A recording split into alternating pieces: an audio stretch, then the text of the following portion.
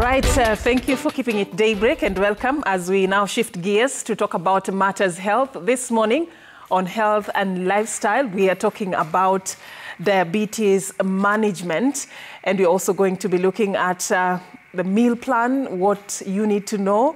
We're also going to be looking at the importance of exercises and physical activity, and also just to help you understand how you can be able to live a healthier lifestyle in case you're managing diabetes in your life. And in studio with me, I have a nutrition consultant, Nduta Muniu. Nduta, thank you for creating time for us. Thank you. It's an honor to be here. Yeah, great. So we want to talk about diabetes, and maybe from a basic point of, starting this conversation, there is a bit of concern about the surge in the cases of diabetes, especially in low-income countries. WHO actually says that the numbers of those who actually have been affected by diabetes has increased by more than 4 times from 1980 to today. I know if you look at the numbers, they would really give us a better perspective of what is happening. But does this, trend concern you? Yes, it does, because every other time we find that the numbers are increasing. Currently, diabetes cases, the diagnosed cases, stand at 3.3%, and we expect that to rise to 4.5% by the year 2025. And that means about 900,000 of the adult population have diabetes. But that is not the issue. The issue is the 6.6% who are yet to be diagnosed, yet they have diabetes. So that is now the biggest concern when it comes to diabetes management, because the known cases are alarming, but now the undiagnosed cases are double what we already know. So it is alarming, and this trend is not about to go down unless we do something about it. Yes. All right. And, you've talked about the undiagnosis, and those who live with diabetes and they don't even know why is this the case? What is it? Is it status of awareness? Is it a lack of, strategies in terms of how we detect and manage diabetes? What could be the problem? I can say it's multidimensional, because for starters, diabetes doesn't hurt. So any disease that doesn't hurt you, you're most unlikely going to attend a hospital because of it. When you look at some of what we call the classical signs or symptoms of diabetes, whereby we have intense hunger, intense thirst, and urination, frequent urination, a lot of people will ignore those symptoms because, it doesn't hurt. Another thing is that our approach is more curative than preventative. So meaning every other time someone is diagnosed with diabetes, we run into medication. But in the first place, we should have prevented the prevalence and progression of diabetes using some measures like proper diet, disseminating the right information, and just having people know how to manage diabetes, because most of the people, when you look, they have what you call a touch of sugar. Their parents had diabetes, maybe their relatives have diabetes, but that doesn't mean that you should also have diabetes. It is your lifestyle that is going to put you at a higher risk of getting diabetes. Yes, so that has been the case. So poor dissemination of information, poor lifestyle, people are more sedentary. People don't want to exercise more. We are parking our vehicles and just taking the elevator instead of taking the stairs. So there are very many factors that have led to this. All right. There is also a concerning trend about diabetes in children, and how also dangerous and deadly this has become. Between 2000 and 2019, there was a 3% increase in diabetes mortality rates by age. This is according to the WHO. And in lower middle income countries, the mortality rate due to diabetes increased by up to 13%. Let's talk about that trend among that age group, and why suddenly a condition that was believed to be a condition of the adults is suddenly becoming a huge burden among the children. What could be the pointers there? Actually, initially, we used to associate diabetes with the geriatrics. We thought it's the disease of the old. But all of a sudden, when you look at, if you may ask, when did the rain start hitting us? You say we changed our lifestyle. Initially, when I was growing up, I would have boiled or steamed pumpkins for breakfast. Right now, every other time, if my kids probably don't get bread or samosas and sausages and mandazi for breakfast, they will wonder what is going on. So we have ran away from the traditional way of food consumption. We are taking more processed foods, and this is what is leading to all this. Because when you look at some cases of diabetes, we have a lot of inflammation in the body happening. And so some of it is due to insulin resistance. So that is why you find that the trend is rising. And a lot of people now who have diabetes are the people between the ages of 18 years up to 45. And that has not been happening before, but it is alarming, and that is what is happening right now. So it's unfortunate. It is our lifestyle that is causing all this. All right. Probably let's talk about prevention of diabetes, because I know that the conversation today is all about how you need to manage in case you already have diabetes, what you need to eat, what you need to avoid, how much of that. But in terms of preventing diabetes, because for me, that's where it all starts. For us to reduce, you've talked about quite some interesting numbers. And for me, these are not just statistics, these are people. And it's a condition that once you acquire, it becomes like sort of like something that becomes part of you, part of your life. Is it something that we can avert? And if so, how do we go about it? Okay. What a lot of people do not know is that diabetes is reversible. But that depends with the level of your discipline and how much you're willing to sacrifice. But now the problem is our healthcare is failing us, because the moment you go to the hospital on first diagnosis, most people are usually at what we call pre-diabetes, meaning your sugars are high, but not high enough to be diabetic. But now you find that most of the doctors, the moment they find that your sugars are high, instead of even sending you to the nutritionist, because that is where it all starts. Because we always say, if diet is wrong, medicine will not work. And especially for cases like diabetes, our healthcare is failing us. So how we can be able to do this is we need to look at preventative measures. First, we need to educate people on what they are going to eat. When you look at our healthcare, how many nutritionists do we have in a certain hospital? There are very few nutritionists. You find that a lot of nutritionists are out there doing other things other than practicing nutrition, even in a hospital setup. So we need even for the government to come in and hire more nutritionists in the hospital, because they have concentrated more on the curative aspect of it. But for sure, diabetes, no matter what kind of medication you take, if your diet is wanting, it will always you'll always be having those sugars skyrocketing and falling. And that is what we always prevent. Because the moment the sugars go high, we have it will lead to what we call diabetes-related complications. It will affect the small veins and it will affect the nerves. So we need to look at it more from a preventative point of view, using diet and exercises.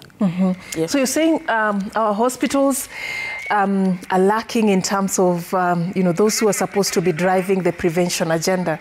We are investing more in dealing, sort of like a reactive approach to solving the issue that is existing at hand. That is it. We are waiting for people to get sick so that we can bring all the insulin, we can bring all the diabetes, medication. And this, if the government would look at bringing in more nutritionists, even the burden of the healthcare would reduce. When you look at even productivity in terms of work, a lot of people are absent, especially people who have diabetes. They are absent because of these diabetes-related complications. People are getting amputated. People are losing sight. So people are becoming disabled. So we are approaching this issue of diabetes in the wrong way. We need to be more preventative. We need to hire more nutritionists. But now we are getting more doctors. Unfortunately, I know a lot of stones will be thrown at me by some people, but we need a bigger percentage of nutritionists in the hospital. And not really when we complain about healthcare. Where are the nutritionists? They are nowhere to be found. So we need to drive this agenda of preventative health. And that will bring down even our cost of healthcare, not only for the government and also the burden of the healthcare for the family. So it has to start from somewhere. I don't know whether this brings any difference or adds any value, but when the government was devolved at each and every county, there was that Department of Nutrition that was introduced. We have like a county nutrition officer in every county. We also have, mothers who are going for their antenatal clinics being taken through. Part of the program is actually you have to see a nutritionist. When your child is young, there are sessions where you have to also go and have consultancy with a nutritionist. You want to tell me that it does not add any value, or it doesn't exist, it only exists on paper or something? A lot of these things are on paper. So you find that, let's say, for example, I'm born in Nyandarua. The prevalence of diabetes in Nyandarua and Nyeri is very high because of what they eat. So you walk into a hospital and you find that you're only getting maybe 2 or 3 nutritionists. That is not going to be enough. And you have maybe 60, 70 diabetic patients frequent in that facility. So you have to solve the diabetes, you have to look at the children, you have to look at the expectant mothers. The ratio is not enough. You'll find 2 or 3 nutritionists in a hospital, a very big facility, but you have hundreds of nurses. So we need to look at the numbers. And if we don't look at the numbers, it's going to hit us, and it is going to hit us hard. So that is, I think, a policy that needs to be looked into. Because most of the people think nutritionists are just cooks. And so they need to know that they do more beyond that. Yeah. And they are more important than even, if we don't have nutritionists, then the cases will always be more when it comes to people who need to be managed. Okay, so let's talk about the types of diabetes and what causes, diabetes. Because it's all about awareness and people understanding that, this is actually something serious that we are talking about. And earlier when you were talking, you said there are many out there who could be living with diabetes and they're not even aware. So when we are talking about diabetes, what are the types of diabetes that we have out there? We have very many different of diabetes depending on how they start. For example, we have type 1 diabetes. We call it juvenile onset diabetes. This one starts when someone is young. It is usually caused by sometimes in the pancreas, the beta cells of the pancreas not producing any insulin. So we find the people who have type 1 diabetes, we call them insulin dependent diabetics. They need to uptake insulin for them to function well. Then we have type 2 diabetes. This one we call it adult onset diabetes. And it starts from the ages of 25 onwards. We call it adult onset diabetes, and they are not insulin dependent. So this one mostly it is caused by insulin resistance. This person is producing enough insulin in their system, but because of some things like a lot of inflammation, and inflammation can come because of the diet, whatever you're intaking, weight, people who are overweight, people who also take a lot of over-the-counter medication, and now taking a lot of over-the-counter medication, you affect your liver, and basically the liver is the energy, it does everything. It regulates the sugar through production of glycogen and everything. So we also have gestational diabetes. This one starts in some women when they are expectant. If you don't watch your diet and lifestyle, once your baby is delivered, you can become a diabetic. But if you're watching your diet and lifestyle, once the baby is delivered, you're free from diabetes. And then we have other... Why do you say once the baby is delivered? Why does it mean that it can't affect you even while you're still pregnant and expecting a child? You see, it's gestational diabetes, means it starts with pregnancy. So you see, when a mother is expectant, a lot of changes happens in her body, including, hormonal imbalances and what have you. So you find some people will get diabetes when they're expectant. But the moment the baby is born and your body goes back to normal, your sugars regulate. So that is why I'm saying once the baby is born, if you're watching your diet and your lifestyle, you're exercising, you're sleeping well, you're able to avoid getting into the diabetes side. But if you're not watching your diet and you're not sleeping well, you find that you become fully diabetic. So diabetes is usually, it's like you're on a swing. So you can either fall on this side or you can fall on the other side, depending on your discipline and how you... So it's actually totally upon you. It's actually, yeah, most of the time they say it's upon you. You decide. Because there are people who've been diagnosed with diabetes and then they have watched their diet, they have changed their lifestyle, and slowly they have been weaned off medication.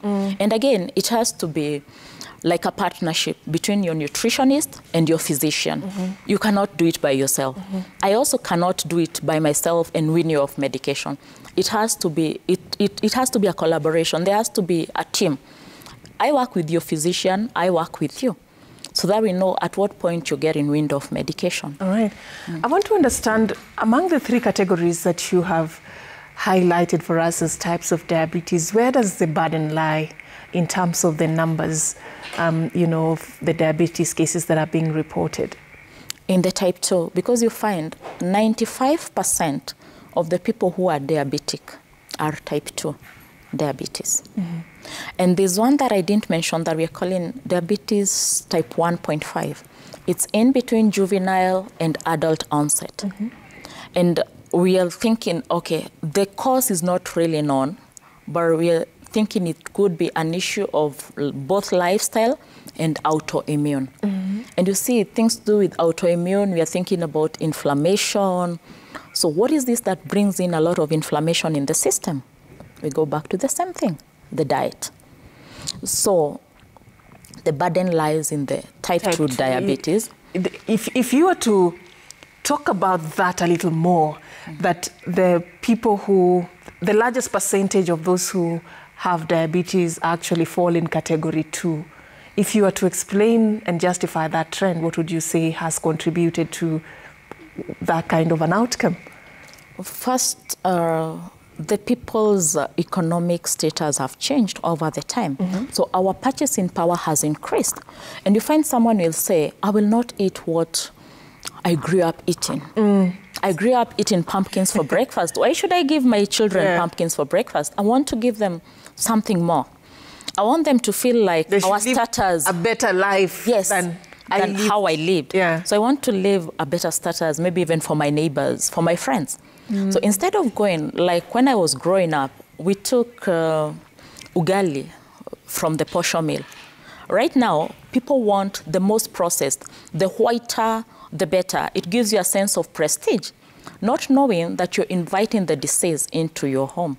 So the issue to do with spending power, we are also eating a lot of junk food. People are very busy. So what will you do? Instead of cooking at home, you'll grab a bite on the way. If you realize that you don't have time with your children, we bribe them with junk food. I'm going to send you guys some delivery, so we are going to eat all these, you know. Nice. And then, all those nice things. And then... Nice things in quotes. In quotes. And then junk food, and these people who sell junk have also realized that. So we have buy one, get one, you know, there are all those campaigns.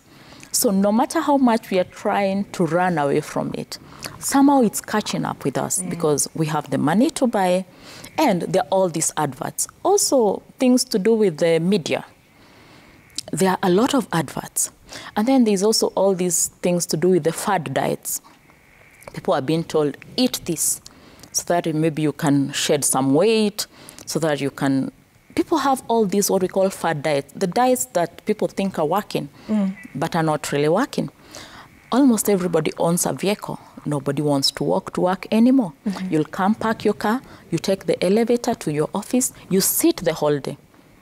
So all around, things are just somehow the lifestyle and the, I can say, modernization is what is really affecting us. But so what should guide us in terms of how much to do? Because is it now you're advocating we deprive like our children completely of all the good things? Or if you have a car, sell it, start walking? I mean, what do you do? also you say when it comes to issues to do with health, Yeah. you know, health is not all about what you eat. And we also say health is not about absence of disease. It is what you eat, it is what you think. Are you sleeping enough? So what I'm advocating for is moderation. Your children can have those things. I mean, give it to them, but not every other day. Fine, you will come park your car, but after that, can you create time to go and walk? Yeah. Can you jog? Are you sleeping enough? You know, there are people who don't think that sleep is important. You'll think I had 4 hours of sleep, so that's enough. But when you're sleeping, that's when all this, you know, excretion, repair of worn out cells is happening. So a lot of people, it's easier for you to get sick for lack of sleep than for lack of food. We are also eating because it is the time allocated for eating. It is tea break, let me eat my tea and samosa. It's lunchtime, let me go eat. It is 4 o'clock. Whether you are hungry, or you're not. And you know, basically, you're supposed to eat when you're hungry. You don't have to eat because it is the allocated time for eating. People, again, have inverted the way we should eat. People are eating heavier supper, dinner, and eating lighter breakfast. Or missing it altogether. Yeah. A lot of people are not morning people. They take 2 slices of bread and some tea, and they go to work. But then when it comes to dinner, that's when people are making ugali, that's when people are making the heaviest meal. But when you're going to bed, surely, where are you taking all that energy? You need the energy in the morning so that you can use it through the day. And then when you're sleeping, at least have your dinner 2 hours before you sleep. But we are too busy. We'll come, I'll have my dinner, shower, and jump into bed. Sleep my 4 hours, wake up. I think we need to deliberately create time for your body to rejuvenate. Yeah, true. So why is this such a big deal? Why are we talking about diabetes this morning? I want you to talk to us about how bad it can get, how deadly it can get if it is not properly managed, if we do not do something about it. What is the worst case scenario that has been reported about it? What normally happens when diabetes is not managed, we get what we call diabetes-related complications. And in diabetes-related complications, we have diabetes affecting the eyes, what we call retinopathy. So most of the people will have blurry vision. Sometimes they go blind. We have people getting amputated because a lot of diabetes, they will lose the sensation in their feet. And if they don't do better feet care, they will get hurt. And because the nerves in their feet are not, they're not responding to the stimuli, they'll get a wound and they will not feel it. So the wound goes on getting worse, now to the point of amputation. So people are becoming disabled because of uncontrolled sugars. We have people having issues with the kidneys. People are getting nephropathy because now you have to overwork the kidneys, you know, to eliminate the sugars, to reabsorb the water. And now people end up even going for dialysis, or you need a kidney transplant. And it is a very costly affair. People are also developing Alzheimer's. People are developing memory loss. So you find somebody is very young, but every other time you cannot remember. You're going to look for your phone using the torch of your phone. But you don't know that you're holding it. Yes. Yeah. So it's also affecting people in terms of productivity, because every other time you're out of work because of all these, you know, illnesses, you're ever exhausted, and it is affecting us across the board. As you talk about that, there's just a question that somebody has sent me in here. I think we kind of overlooked it. The signs and symptoms, because they are saying, how do I know whether I have diabetes or not? I think just the basic signs and symptoms for a regular Kenyan or a regular person to know that. Okay, I had mentioned it. It's what we call the classical signs of diabetes. We call them the 3 Ps. We have what we call polyphagia. Polyphagia means intense hunger. So you're ever hungry. At some point you have eaten, but at some point you're hungry and you're feeling like you have less energy. We have polydipsia, which is intense thirst. You're ever thirsty, not the normal type of thirst. You're ever thirsty. You can even wake up at night to take a glass of water. And then because of now consuming so much water, there's what we call polyuria. You're ever going to the toilet. You're ever urinating. So large amounts of some dilute urine. But to some people, especially those who are not taking water, you find that they have very sticky urine. So if that person was to urinate somewhere and you stepped on it, it feels like honey or some gel.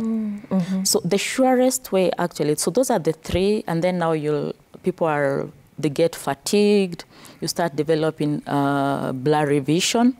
So those are the classical signs, the surest signs that will need to have you go test for sugars. But again, I always tell people, look at the color of your urine. If the color of your urine is dark, that means you need to do something. Because the color of your urine can tell you your state of health. So if you ever... Is it dark towards orangish or dark in what sense? Dark towards orangish, like very dark. It should just have some amber kind of, light amber color. If it is sticky, for sure, know that there's a problem. So another thing is that you find most of the people who have insurance, there's that aspect of wellness. People don't even know about it. You need to have these, just the normal tests taken at least twice per year. You need to do that. It is if you your tell health. that to a Kenyan, they'll tell you what you don't know Doesn't hurt you. What won't kill you. So why go for this test, and then you will find out what you have, and then now you'll die faster. That's what they argue. But what is easier to do? What is easier to do? How can you fight an enemy that you don't know what kind of weapon they are carrying? Yeah. I need to know, is this person carrying a knife? So how can you fight this disease if you don't know that you have it? So it's basically about knowing. And diabetes is not a life sentence. Actually, we don't even call it a disease. We say it's a condition. And the moment Kenyans get to know that diabetes is very easy to manage, then we'll have less of these cases. Diabetes should not kill anyone. Should not kill anyone. No. When you talk about diabetes, it's all about the management of the blood sugars. And I want to know between what is recommended, what is low, what is high. When you go, you said you go test for your blood sugars. So when you go test for your blood sugars, what is too low, what is the recommended, and what is above what is recommended? So when you're testing for your blood sugars, it should not go below 4. When it goes below 4, we say you're hypoglycemic. The sugars are way below the recommended. So between 4 up to around 7. So if it goes beyond 7, again, it is a bit too high, unless you have just taken a meal. Because there are other factors that we look at. Okay. At what point are you taking these sugars? Because we have the fasting blood sugars, that is taken the first thing in the morning before you eat anything. And the reason why we call them the fasting blood sugars is because between dinner time and breakfast, that is the longest time you have. To stay without taking food. Because technically, when you look at it during the day, we take food in between. But from the time you sleep, it will be about 8 hours. And then we have now the random. This one is taken at any particular point. Like if you walked into a hospital, they'll do the random blood sugar. And then we have the postprandial, which is taken at least 2 hours after a meal. So now that one will dictate how much your insulin is uptaking, the sugar. For the fasting blood sugars in the morning, it will give us an insight into whether you're having what we call insulin resistance. Because if they are still high in the morning, and that is about 8 hours after your dinner, then there is a problem. So it is important to know at what point, what readings were these.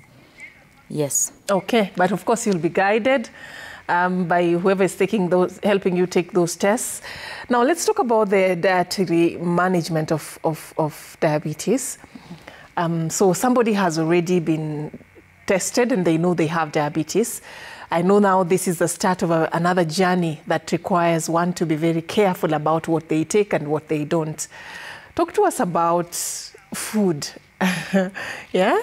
And the food that, is consumed by somebody who has diabetes.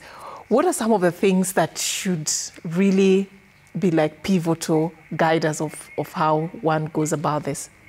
Okay, remember that we have said diabetes, most of the people are type 2. So it's all about the sugars. So when we look at the food, we normally have the carbohydrates, we have the proteins, and we have the vitamins or the vegetables. So it is about avoiding the high processed carbohydrates. We cannot completely do away with the carbs because there's some organs that can only work well with glucose as a source of energy. For example, your brain. So we cannot say do away completely with the carbohydrates, but it's about doing away with the processed carbohydrates. So by this I mean, if it comes from the farm, it is safer than if you're buying it off the shelf. And then we have the portioning aspect of it. So natural foods? Natural foods, less processed foods, yes, are preferred. But now the downside comes. When you tell people natural foods, people from my home area, I mean, cash crop yetu ni waru. So they will just concentrate on a lot of potatoes. And also even the way people cook. So we'll talk about having a fistful of carbohydrates. So if it is a potato, it means, those big potatoes, it means you just need one. So waru moja. Waru moja kubwa. How do you survive on one waru for? But you will fill up on the others. You see now, when you fill up on the vegetables, you know the vegetables have this filling, you know, they will fill you up, right? Okay. So half of your plate should be vegetables. And then you should have at least a quarter of the proteins. If we are using what we call the hand jive, we will use it like this, and then you say, a handful of proteins. But also, we also did the good fats. So something like avocado, something like a bit of olive oil. So we avoid also the hydrogenated oils. You know, the types of margarines that we are buying off the shelves and applying. So you're safer with the oil or fats from the meat than from whatever you're buying off the shelf. So we are always talking about the less processed, the better. So portion control for the carbohydrate, this small, and then the protein, then we fill up on the vegetables. And now the problem is, when you tell people about the vegetables, they'll just think of the cabbage. So we talk about the non-starchy vegetables, there's broccoli, there's cauliflower, there are courgettes. So you can just have a whole lot of vegetables. Another thing that I have seen people going astray is when they're told about consumption of traditional vegetables. And people will come, you'll mix your managu, you'll mix your terere, you'll mix your hot, and then at the end of the day, whatever that person is eating is just forming a lot of complexes with each other, and you're basically getting nothing. So people. So you're supposed to do what exactly? Eat it separately, or? You cannot mix, you cannot do your terere, you cannot mix like 3-4, you know, vegetables in one. Because you'll find maybe one is higher in magnesium, another one is higher in this. So they'll form complexes. Okay, okay. I want us to continue in a bit, but let me just sample a few messages that we've received, feedback from our viewers. We have Steve Ochieng from Nyakach says, I experienced diabetes at a young age, but later declared diabetes-free. I do go for morning run, but I'm poor in nutrition. We have A.G. Meru. I was diagnosed with diabetes in the year 2020, and my sugar levels are quite okay. Always, I control mine through diet and exercise. I never use medicines, and I make sure I do test every morning and night before going to bed. All right, we have one more from John. Can you briefly discuss about the hypotension, the low blood pressure? Okay, John. All right, I have been, one more message. I have been diagnosed with arthritis, though in early stage. Sometimes my joints ache and numbness of the body. Can it be reversed through diet? Please advise me. All right, I have severe shooting pain in my feet at night. I am already taking gabapentin. Is there a topical Is there a topical, is there something I could use also? And I have suffered from high blood pressure for several years. Do you think it damaged my nerves? That's high blood sugar for years. All right, we have one more there. I have lived with diabetes 26 years and I have high blood pressure. Nowadays, my heart is beating fast, mostly at night. What can I do? All right, we have that from Cynthia. We have another one here saying my hubby is diabetic, but he never goes for checks. What will I do? Please help me. He is using insulin. All right. We have another, okay. So those are some of the messages we've received, and thank you for all of you who've created time to just share with us your thoughts. And just a quick one, responses to some of the messages we've received. Of course, others are talking about other conditions that we may not discuss today. But the ones that are talking about the management of diabetes, a lady who has a husband who doesn't go for checks, she does not know how to encourage or help her husband. I just want you to talk about, the caregivers who have a patient who is managing diabetes. What is their role? Actually, the caregivers have a lot of problems, and especially when it is the spouse who is sick. So we find that anybody who has diabetes, you need to go for regular checks, because the dosage that you were given last time may not be the dosage that you need right now, and maybe lesser or more. For example, this person using insulin, most likely they are type 2. Diabetes, and their sugars were probably very high at some point and they were put on insulin. But maybe they were told to use the insulin for 2 months. But a lot of people do not get off insulin, and that is also another issue that we have. The doctor tells you use this insulin for 2 months or maybe 6 weeks so that the sugars can be regulated. But after that, these people keep on self-medicating. They keep going back for insulin. And that is why we have now their bodies will stop producing the insulin, because we have all this, synthetic insulin in the system. So this person needs to go for regular checkups. He needs to be encouraged, because as much as he's using the insulin, does he know whether he's using the right amount? Probably he needs to also be off insulin and use some medication. So also the issue of these people who are saying that they feel, the tingly sensation at night, you find that most people with unmanaged sugars, if they're ever high, they will develop diabetes neuropathy. So a lot of people have diabetes neuropathy, and it is very uncomfortable, especially at night. But if they are using proper diet, the level, I say it progresses. So you stop progression at some point when you start eating well. The same case of arthritis. You stop progression when you start eating well. So at this point you decide, fine, it has damaged this much, but henceforth I'm putting a stop to this. And the body has a way of rebuilding itself.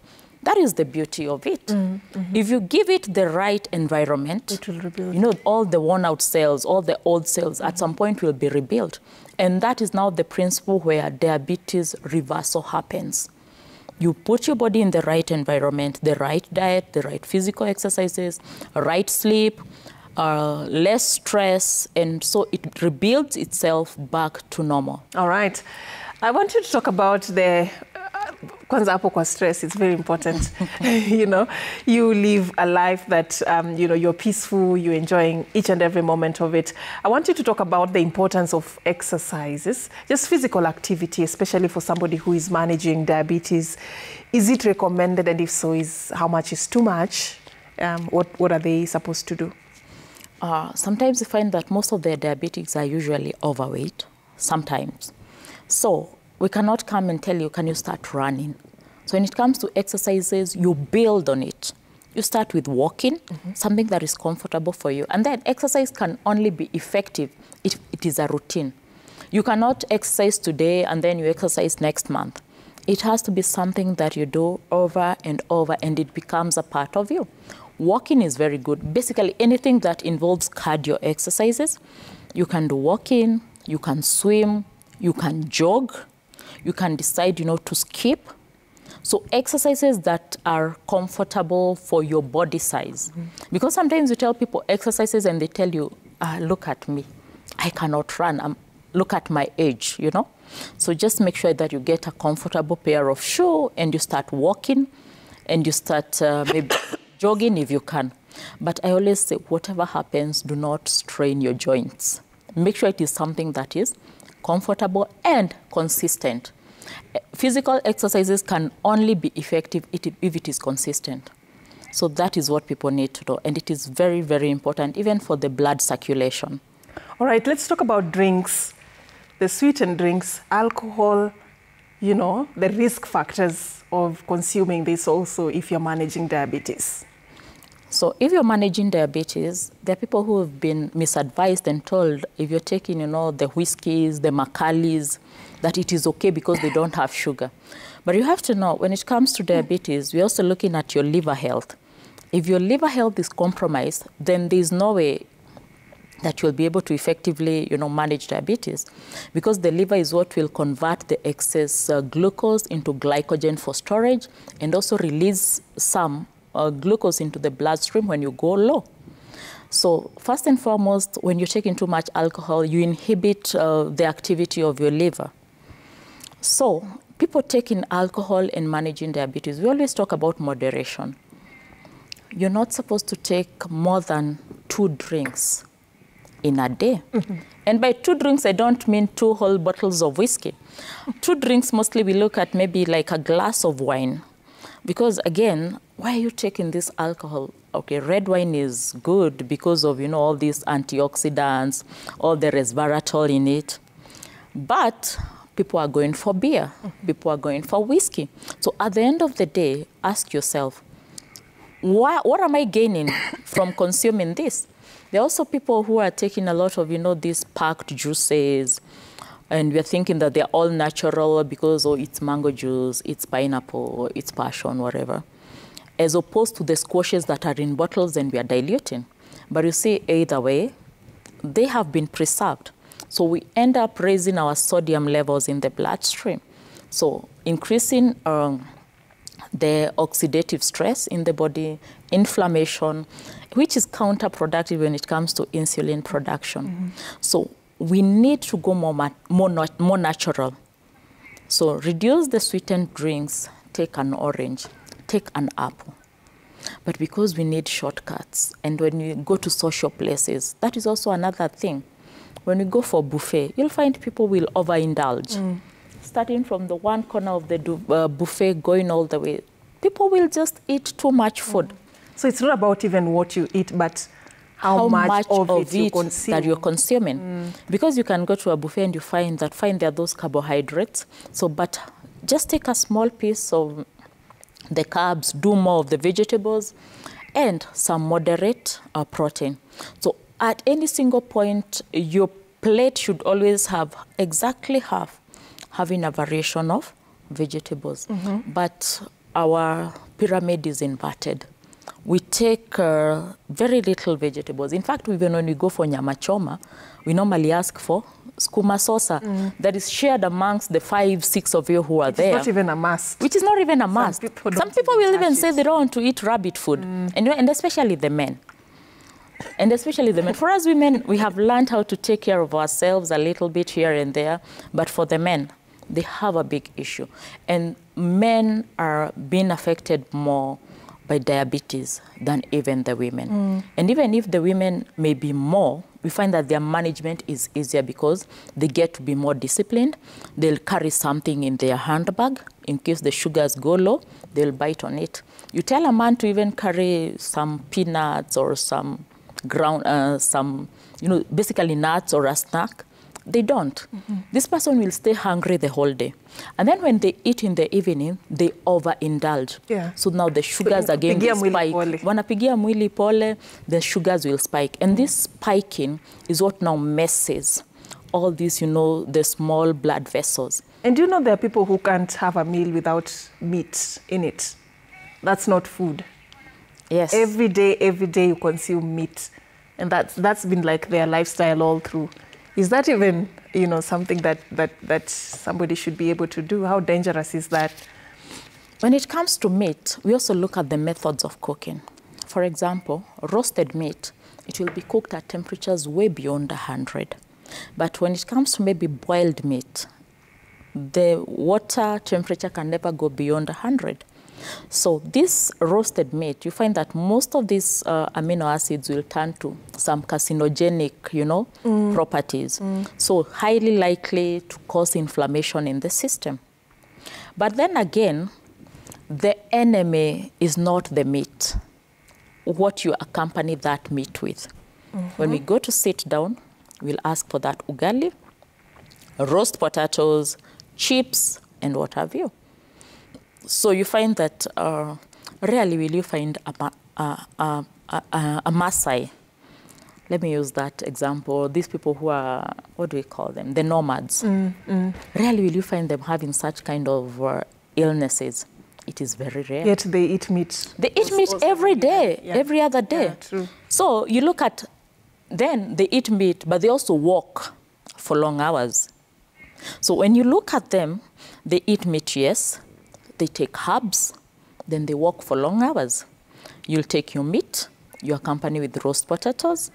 Then you'll sit in the office. Today is ladies' night, your 2 glasses of wine, and then you sit in the office. You walk to your car, you park it at the basement of your apartment, you take the lift up, you sit and watch TV. So basically, you never utilize. Whatever you eat, compensate it with activity. Yes, because the more you eat, if you're more active, you need more. Yeah. So your body will always, you'll always feed your body according to your physical activity. Yeah. Jama wa kware hawezi kula kama wewe. Yeah. Or jama wa mjengo. Jama wa mjengo. Kula kama mtu wa mjengo. Wanakula kama, you see them, they eat. They'll eat even 4 chapatis. But you'll never find that person having an issue.